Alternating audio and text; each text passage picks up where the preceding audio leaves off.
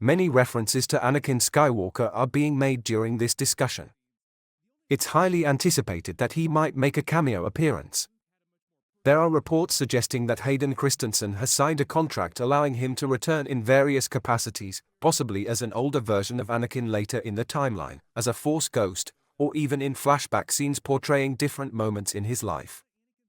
Including Anakin in the story seems logical, especially in the Ahsoka series, as there is a deep connection between these two characters, which I've previously discussed in my videos. Interestingly, during the development of The Last Jedi, Rian Johnson considered featuring Anakin's Force ghost instead of Yoda during the scenes with Luke.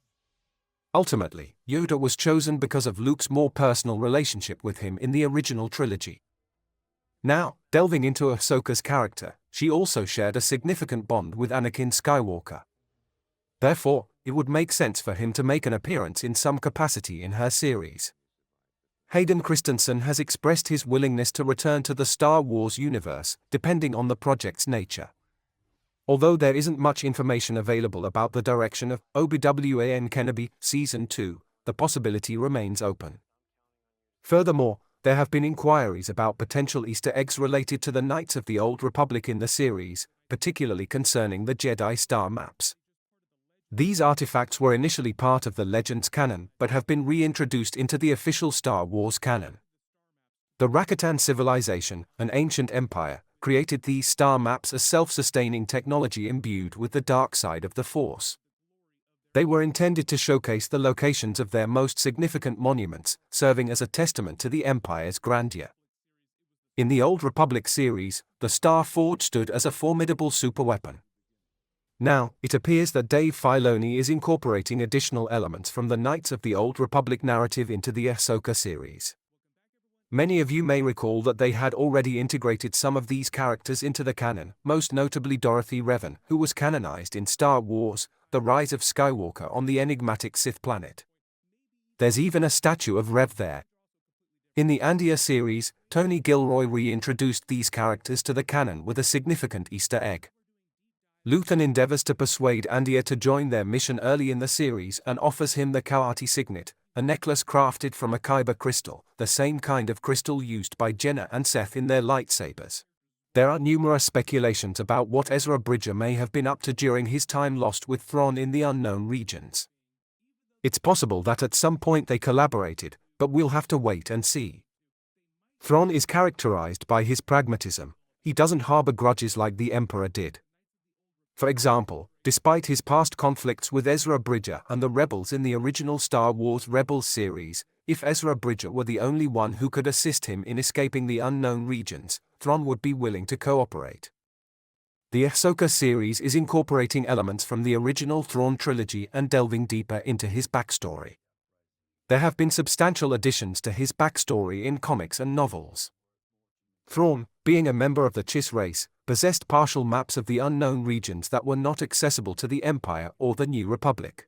So, while star maps and plotting courses through the unknown regions are important, Thrawn's people already had extensive knowledge of navigating most, if not all, of the unknown regions.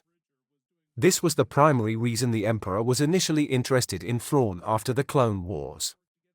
Anakin Skywalker stumbled upon Thrawn and the Chiss during the Clone Wars, and Thrawn offered his services to the Emperor along with maps of the unknown regions in exchange for the Emperor leaving his Chiss people alone.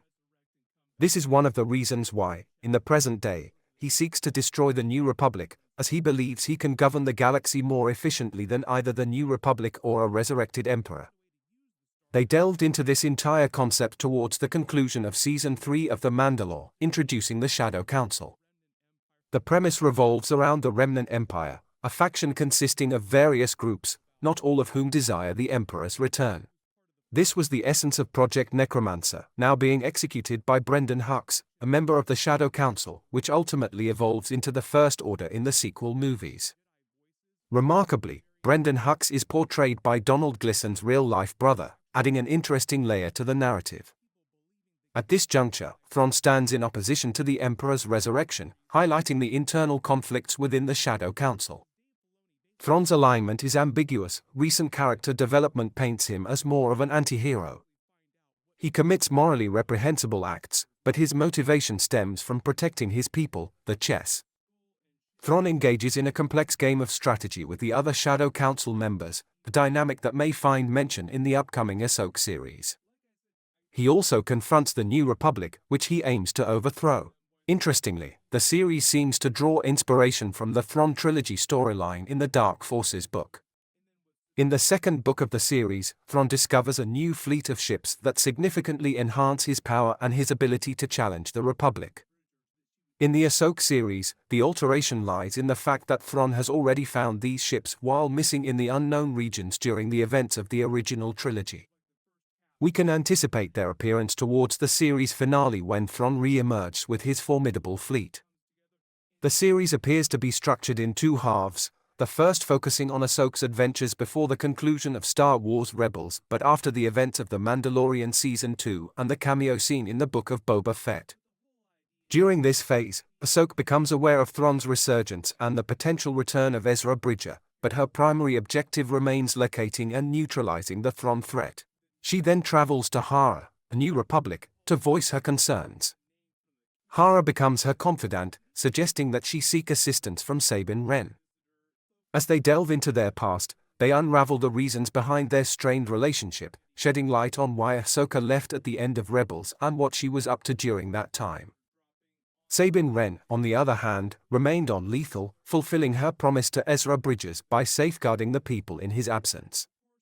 She also held onto Ezra's lightsaber, explaining her use of it against Shin Hati in the trailer footage. The story progresses with a live-action reenactment of the pivotal scene from the end of Star Wars Rebels, as they set out on a mission to locate Thrawn and Ezra Bridger. Interestingly, Sabine Wren prioritizes finding Ezra, while Ahsoka is more focused on locating Thrawn.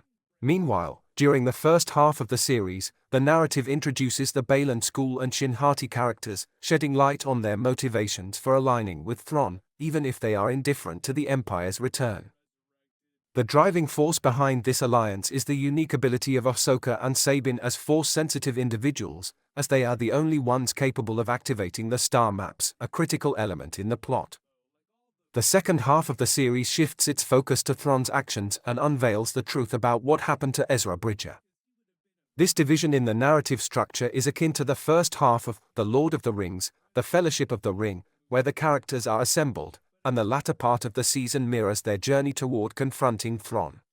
Interestingly, there's a curious connection between Ahsoka and the Lord of the Rings series. During the release of Rise of Skywalker, Ashley Eckstein, the voice of Ahsoka, provided her voice during the scene where all the Jedi voices were heard, leading some fans to wonder if Ahsoka's presence in the sequel trilogy era hinted at her fate during that period.